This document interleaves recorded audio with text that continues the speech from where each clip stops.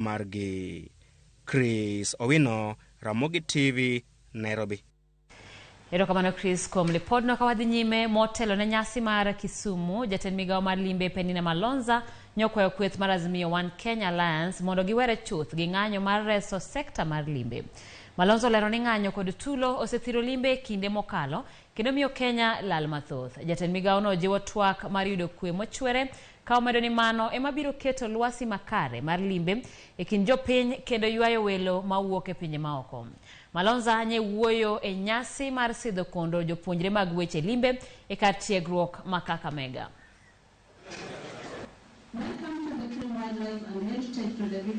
The President of the Republic of Kenya, Honorable William Samoei Ruto, is committed and interested in activating the Osange tourism circuit. And under the target of the CS, we have formed a team, we are farming up to the concept, and very soon we'll be going back to her in terms of facilitation to move forward. So for us, the government of Kenya through the CS, he will just facilitate us. It's about us getting organized as a region. It's only about county government of Kakamega, but the Western Kenya tourism circuit. I know Kakamega county residents and the county government of Kakamega is against the same.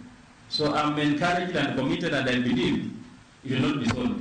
We have every reason to say no to what was happening 2 weeks ago. Because when it happened, I can tell you for sure, I had a cruise ship that came from Europe. It went to Tanzania. I had 7 direct flights to this country. They went to the Zanzibar. You can imagine how much we lost. And you can imagine where economy is today. We have a struggling economy. And tourism is one ministry that is going to unlock this economy.